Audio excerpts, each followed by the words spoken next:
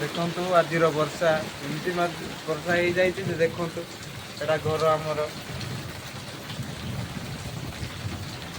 ଯୋଉଠି ଆମର ରୋଷେଇ ହଉଥିଲା ସେଇଗୁଡାକ ସବୁ ପାଣି ପଶି ଯାଇଛି। ଆଜି ଆମର ରୋଷେଇ କୋଉଠି ହବ? ବହୁତ ଦିନ ବର୍ଷା ହେଇନଥିବା ସକାଶେ ଏମିତି ବାଷ୍ପ ଉଠୁଛି ଦେଖନ୍ତୁ। ଏତେ ତ କେତେ ଜଣଙ୍କର ଘର ସବୁ ଭାଙ୍ଗି ଯାଇଥିବ।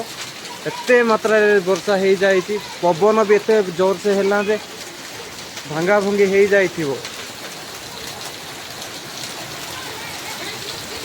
ଦେଖିପାରୁଛନ୍ତି ଦେଖନ୍ତୁ ଗୋଟେଇଲେ ହେଲେ ମଧ୍ୟ ସରୁନାହିଁ।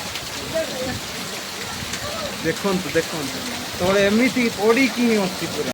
ଦେଖନ୍ତୁ ଏଇଟା ଦେଖନ୍ତୁ ଏତେ ମାତ୍ରାରେ ଏଇଟା ଏତେ ହେଇଯାଇଛି ଏଇଟା ଦେଖନ୍ତୁ ଦେଖନ୍ତୁ ଦେଖିପାରୁଛନ୍ତି।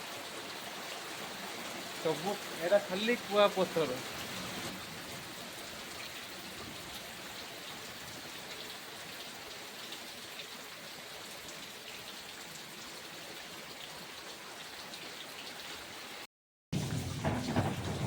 ଦେଖନ୍ତୁ ଆପଣ ମାନେ ବିଶ୍ୱାସ ବି କରିପାରିବେନି ଯେ ଏଇଟା ମାନେ ବର୍ଷା ଯୋଗୁ ଏମିତି କୁଆପଥର ଏତିକି ପଡିଛି ବୋଲି ବିଶ୍ୱାସ କରିବେନି। ଏଇଟା ଦେଖନ୍ତୁ ଜମା କରିକି ଏଇଠି ଗୋଟେ ଜାଗାରେ ଥୁଆ ହେଲା ଭଳିଆ ଗଦା ହେଇଛି ଦେଖନ୍ତୁ। ଦେଖନ୍ତୁ ଆଉ କେତେଟା କେତେ କୁଆପଥର ପଡିଥିଲା ସେ ସବୁ ପାଣିରେ ସେଇଟା ଇଏ ହେଇଗଲା ମିଶିଗଲା। ଅଳ୍ପ ଅଳ୍ପ ଜାଗାରେ ଟିକେ ଟିକେ ରହିଯାଇଛି ଦେଖନ୍ତୁ। ଆଉ ଯେତକ ଥିଲା ସେଇଟା ସବୁ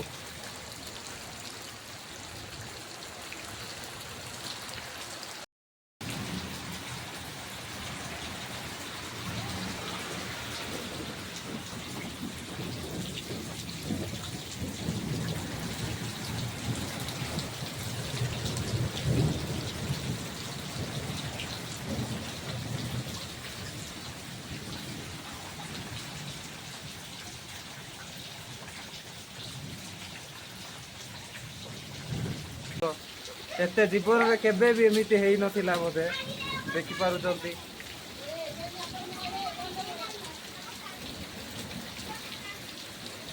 ବର୍ଷା ଏତେ ଜୋର କମ ସମୟ ମଧ୍ୟରେ ଏତେ ବର୍ଷା ଝଡ଼ ହେଇଯାଇଛି ଦେଖନ୍ତୁ ଦେଖିପାରୁଛନ୍ତି।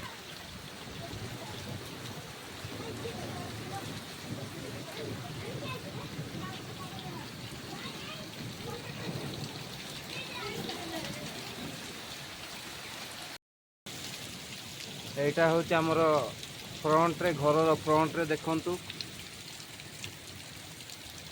ଦେଖନ୍ତୁ କେତେ ସବୁ ଅଳିଆ ଯେତ କରୁଛନ୍ତି।